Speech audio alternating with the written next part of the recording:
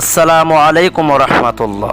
মুসলিম জাহানের চতুর্থ খলিফা হযরত আলী রাদিয়াল্লাহু তাআলা আনহু এর বিনয় ও তাকওয়া কতটুকু ছিল, আসুন আমরা এ সম্পর্কে জেনে নিই। প্রিয় দর্শক, ঘটনাটি শুরু করার আগে আপনাদের কাছে আমার বিনীত একটি অনুরোধ, আমাদের এই চ্যানেলে ইসলামিক নিত্য নতুন ভিডিও পেতে আমাদের চ্যানেলটি সাবস্ক্রাইব করে আমাদের পাশে থাকুন। প্রিয় নবী সাল্লাল্লাহু আলাইহি ওয়াসাল্লামের কলিজার টুকরা হযরত ফাতিমা রাদিয়াল্লাহু তাআলা আনহা এর স্বামী অর্থাৎ ইসলাম জাহানের চতুর্থ খলিফা হযরত হাসান হুসাইনের বাবা হযরত আলী রাদিয়াল্লাহু তাআলা আনহু খেলাফতের দায়িত্ব গ্রহণের পরও বিনয় ও নম্রতার যে পরাকাষ্ঠা প্রদর্শন করেছেন তা আজকের শাসকদের মধ্যে বিরল।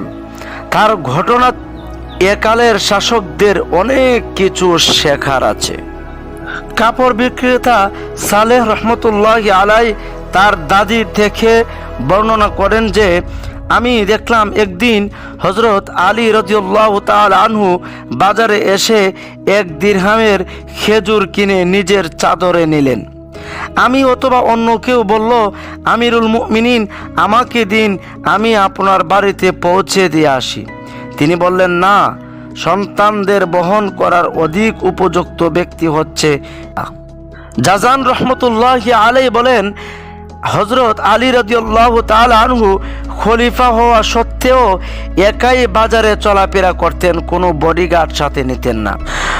পথ ভোলা মানুষকে পথ দেখাতেন, হারানো মানুষকে তালাশ করতেন, আর দুর্বল ব্যক্তিকে সাহায্য করতেন। দোকানদার ও সবজি বিক্রেতাদের নিকট গিয়ে কোরআন শরীফের আয়াত তেলাওয়াত করতেন বরকতের জন্য।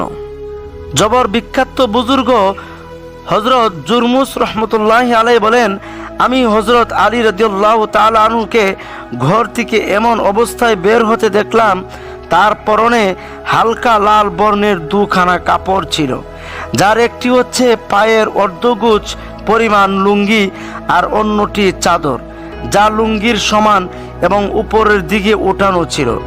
হাতে একটি চাবুক ছিল, যা নিয়ে তিনি বাজারের ভেতর হাঁটছিলেন আর বাজারের লোকদেরকে বলছিলেন, আল্লাহ তাআলাকে ভয় করো তোমরা, আর উত্তম রূপে বেচাকেনা করার আদেশ তিনি দিচ্ছিলেন।